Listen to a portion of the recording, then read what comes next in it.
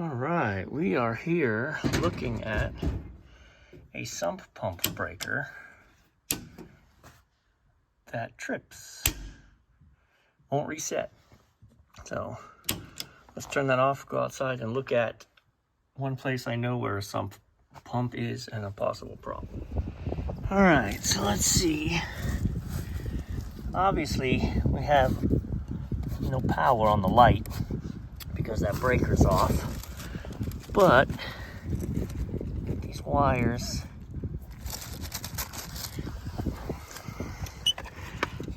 oh, is it the pump or is it the controller? So let's do this. Let's unplug the controller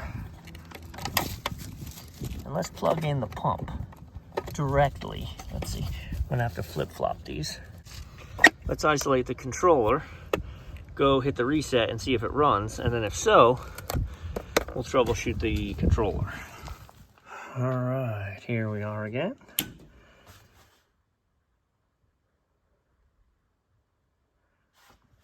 Stays on. So this is making me think controller, obviously not pump, because the pump is direct running right now. So I'm gonna leave this on, let's go outside and pull apart that controller. So it looks like there's gonna be a lot of running back and forth. I'm in the outlet. I'm not showing any voltage. Yeah, nothing across, nothing to ground. I wonder if it popped after I left. All right, well, let's keep all of this unplugged. And go back and check the breaker. It did trip again. Okay, so this time I have the pump disconnected. Last time I had the pump connected. So let's really wait here a minute and see.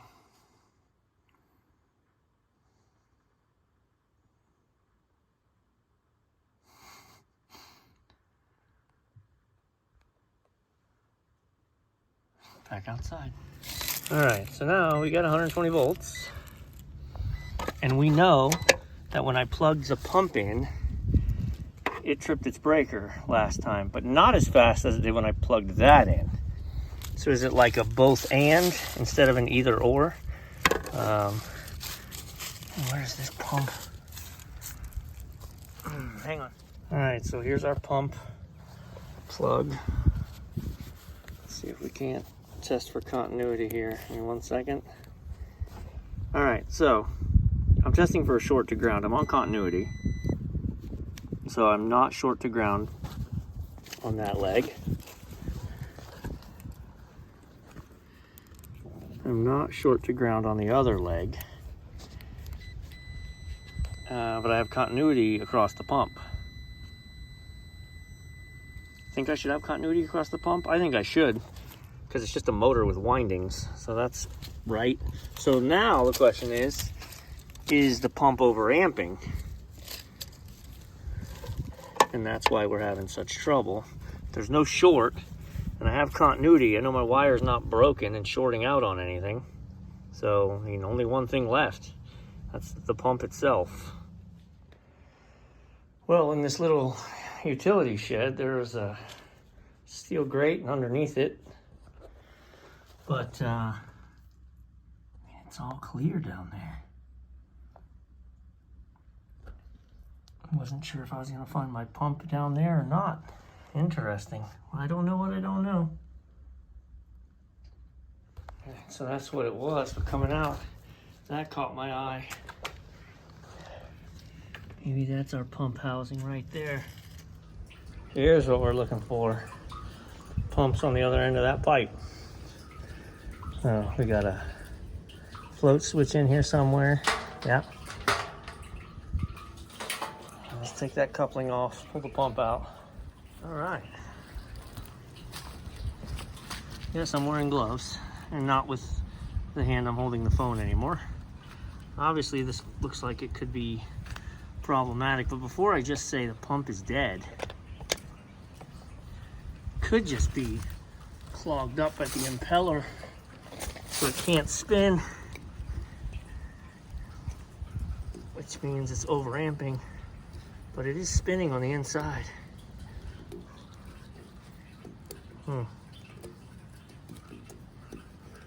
Alright, well. Can always bump plug it in here and see what happens.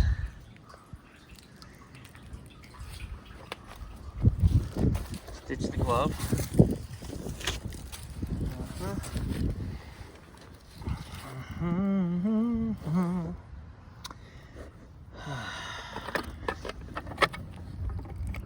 That's actually strange.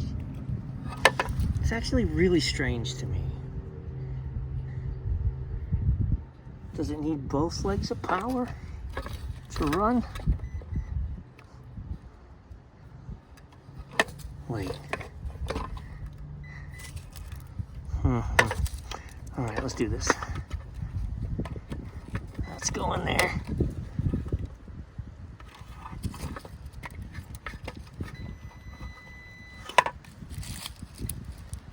Still got power. Pump's plugged in. The pump's not being asked to run because of the floats right now. Change position of that float switch. That one that's strapped to it. Hang on, let me get a glove on. All right, let's see. Look, the pump works. So when this goes underwater, it floats, and when it floats, the pump works. Let's give it a second. I wonder if the pump was just jammed up. I think I'm gonna bring a hose over. I'm gonna set this in there so that I don't wanna blow this debris up here onto the ground, but the pump's working.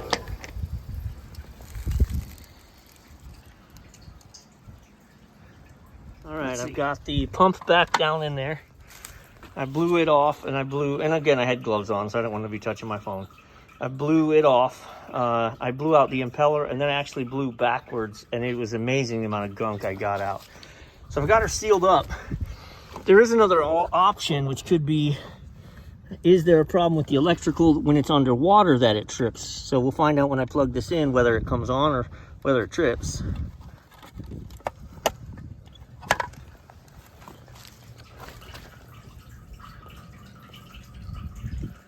Sounds like it's running. Hard to tell. Still got power. Yeah. Yeah. So I just got to make sure that underwater float didn't get messed up when we dropped it in there. And then we should be back in action. All right, so sheep actually pumped. The pump was running. It lowered the level to where it was supposed to be till the float dropped. Pardon me, and she shut off. Oh, still got power. There was just something in that impeller motor. Just something in the motor that was overamping. So if it was an electrical short, I would have thought it would have tripped immediately when we set the breaker, and it didn't. Sometimes it took 3 seconds, sometimes it took 6 seconds.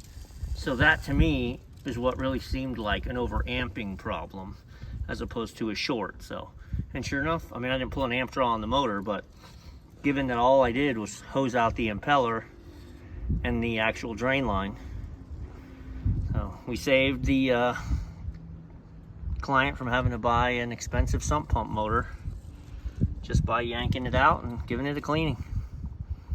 Sweet deal. Let's try and put this rock back. I'm not saying, I'm just saying.